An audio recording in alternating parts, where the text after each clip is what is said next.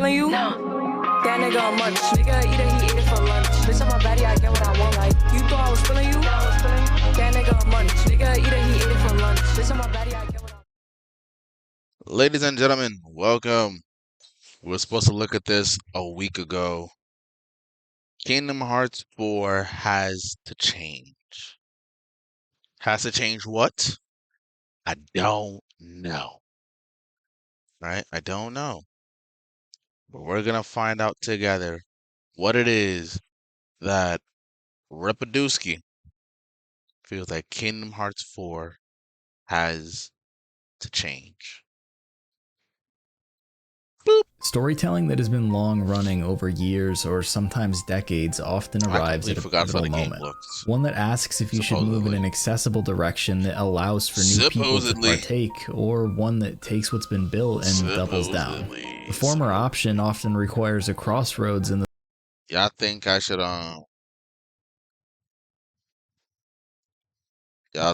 bring back Kingdom Hearts? You know, what's going on? Y'all think I should bring back Kingdom Hearts? Cause I low-key want to. Low-key. Alright. Oh, right, because I'm closer, I need to I keep forgetting to turn off my cellular data when I leave this house. Brother. Turn on my cellular. Turn off, yes, my cellular when I get back in the house. Yeah, I ain't doing all that, big dog. Yes, I am. Just give me 1 second. I need to bring the light closer. There we go. Now, should be better for you guys. Correct? I'm looking. Give me a second, guys. Beats. I should probably posture up a little better. I wish there was a way for me to. There's too much headroom. Yep, that's okay. That's as far as I can go. Okay, now we just wait. Perfect. Just pull you guys a little closer to me. Okay, now how does it look?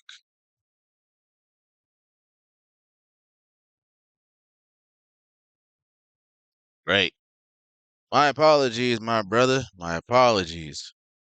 Storytelling that has been long running over years or sometimes decades often arrives at a pivotal moment. One that asks if you should move in an accessible direction that allows for new people to partake, or one that takes what's been built and doubles down. The former option often requires a Right. If I do bring back Kingdom Hearts, I'm not playing 2, because 2 is hella fucking boring.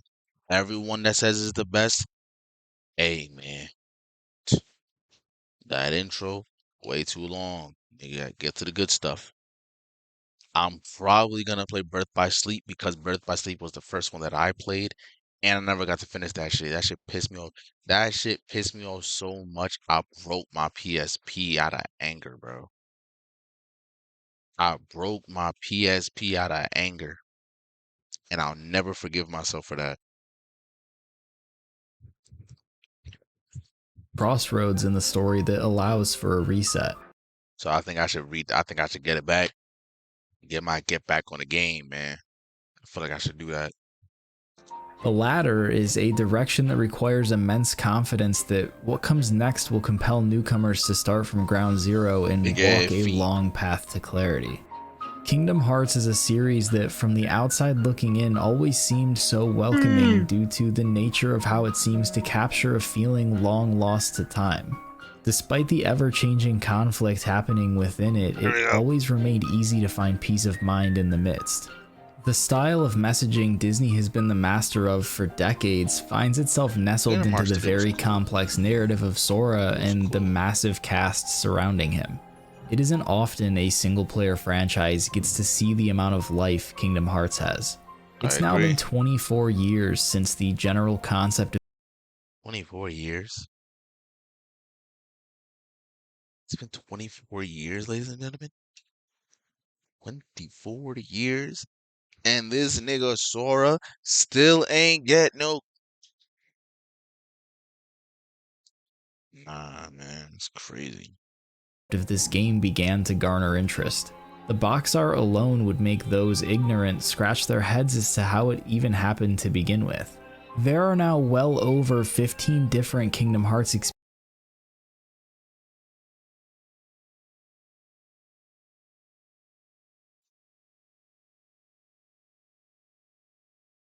Damn. How's it 24 if the thing came out in 2002? Good. Am I being stupid?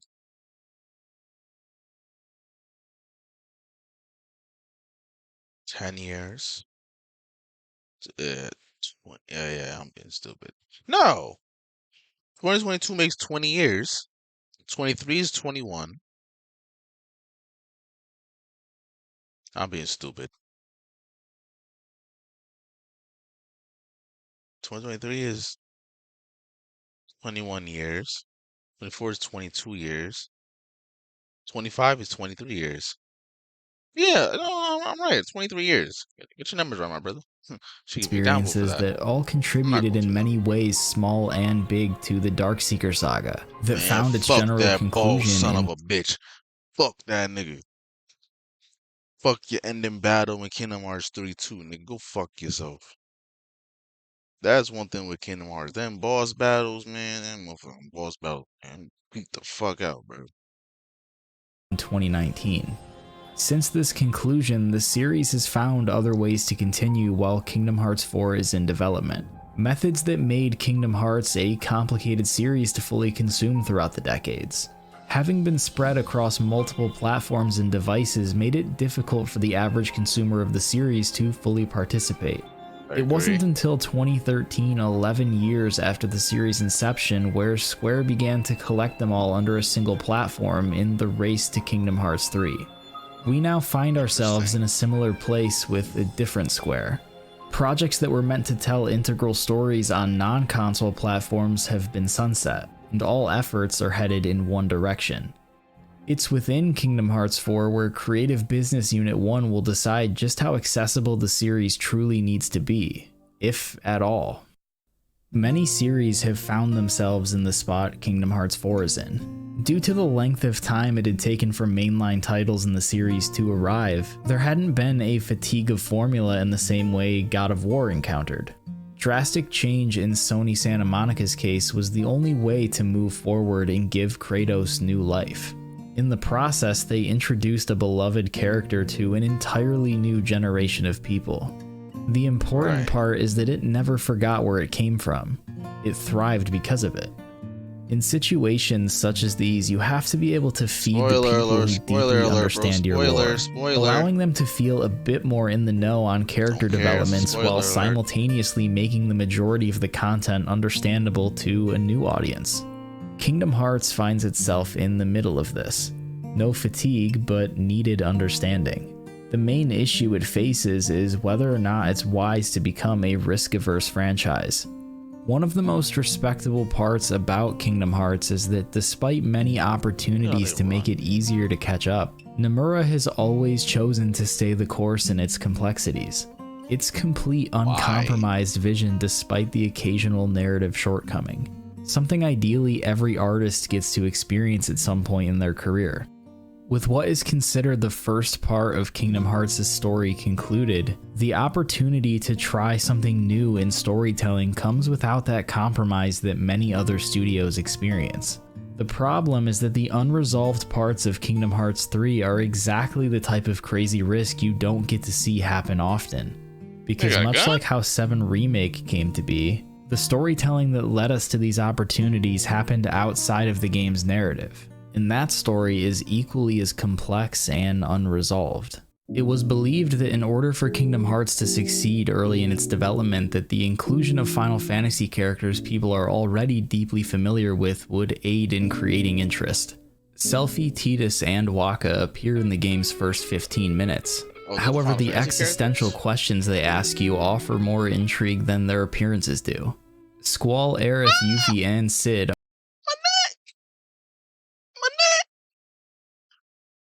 Lord, my neck.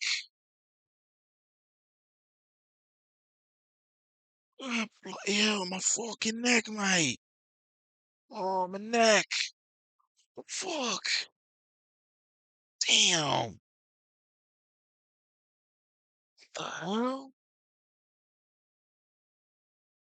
Make sure it's stretched, ladies and gentlemen. Oh, damn. Damn.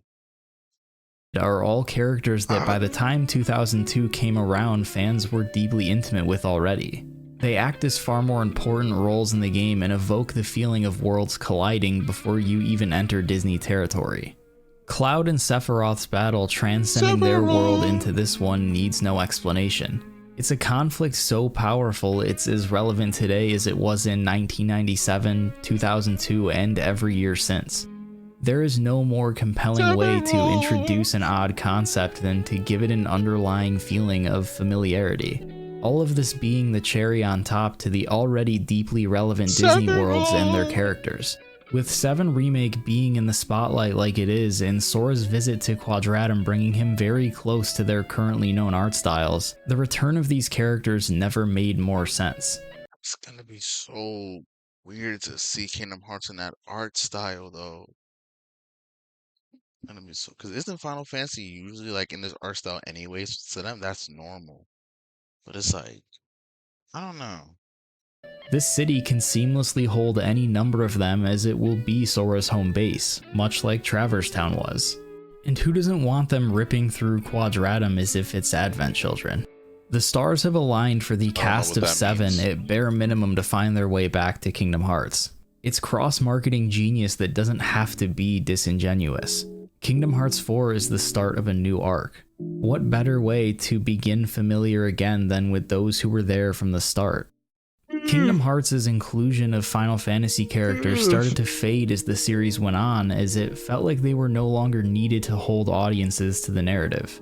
One of 3's biggest criticisms is that a mainline entry without Final Fantasy in any way felt wrong. As such, they were added later in the Remind DLC. In the 5 years since, a lot has happened with the brand. Final Fantasy VII finds itself at the peak of its popularity, and plenty of more faces have become memorable. The beauty in the addition of many of these characters is that despite having their own rich stories outside of Kingdom Hearts, you never needed to know them. They function well as brand new people Sora can meet and create bonds with, because by design Sora is a Final Fantasy character himself. They look of his world, but they don't interact with one another as if you're meant to understand their conflict. They are just another set of people in the midst of struggle Sora can learn and grow from. However, there is always a gray area, and Yozora basically owns it. It's no secret that Nomura looks to integrate parts of the once lost Versus 13 narrative and its characters to Kingdom Hearts. So much so that turning Verum Rex into a real game was going to be his next project before it took form as Kingdom Hearts 4. There is deep unresolve in how Final Fantasy XV and Noctis came to be. It materializing more than a decade later in the series feels like a brilliant way to bring closure for both its creator and those who followed the game. Do you feel like Kingdom Hearts 4 should be like the final one? Because, like, you don't want to bleed something to death, you know? Like, the final one for Sora, we could have Sora, we could have, like, spin-offs with, like, Roxas and see what he was doing. Whatever the girl is, King Mickey, Ventus. Ventus is Roxas, Ventus. I feel like there's someone else I'm missing, but I could be wrong. But there's other people that we could focus on. I feel like, you know, it could be the last one. Could be. Game in a different form. Yozora and his connection to the past is what many believe gates the understanding of Kingdom Hearts 4's narrative. Much like his Final Fantasy counterparts, his inclusion arrives in far different form than where he came from. Yozora looks to be the antithesis of Sora, much like Noctis was outside of this entire joining of worlds. Outside of the emotional gain many will get that have full context to how this came to be, you don't need to know anything about Yozora outside of his small screen time in Kingdom Hearts 3. In a way, he already represents Final Fantasy. in a deeply wounded kind of way. Many would assume that the way to make Kingdom Hearts more accessible is to keep Final Fantasy characters clear from the 4th entry and on. However, it's the massive cast of original characters that have been created over the last 20 years that pose the greater threat. These characters are deeply familiar with Sora. Any number of their arrivals would show them in interactions that require deep context. Many of them are left in resolved places in Kingdom Hearts 3. As such, Nomura thankfully Roxas, Sora, Ventus. There we go. Alright, so Sora has his own game. Roxas has his, right? Yes, Roxas has his. Ventus has theirs. Make spin-offs for them. You know what I'm saying? Spin-off City. You get a sequel. You get a sequel. You get a sequel. Everybody gets a sequel. has things in a place where the story can be a bit more focused. Sora, Riku, and Kairi are at the center of it all. To be able to bring the narrative one step closer to home would be a special way to start a new saga. There are a lot of unanswered questions about the direction of Kingdom Hearts 4. As it stands, there are still going to be lingering plot lines from the first saga. That much is guaranteed. There are all So then Kingdom Hearts 4 is the beginning of a second saga. Cancel what I said earlier. Cancel what I said. That's just me being good old dumb me. Cancel what I said, ladies and gentlemen.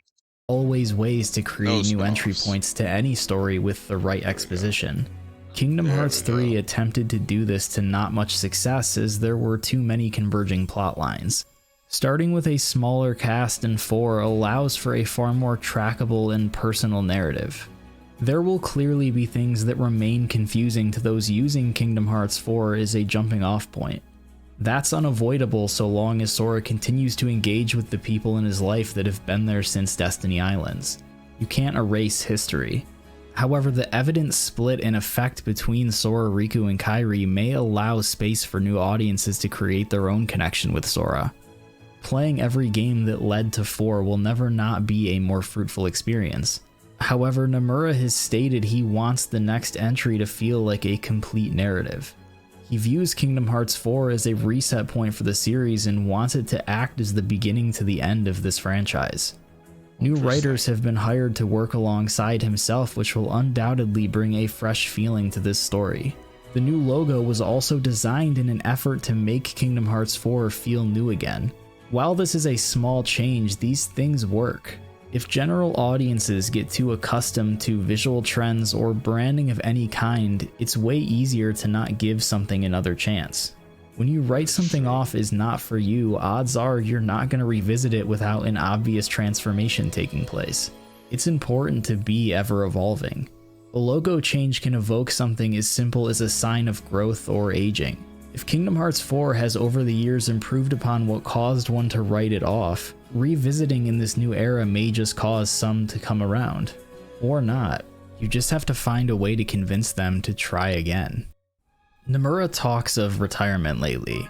Taking on newer writers is a great thing to begin to do should this come to fruition.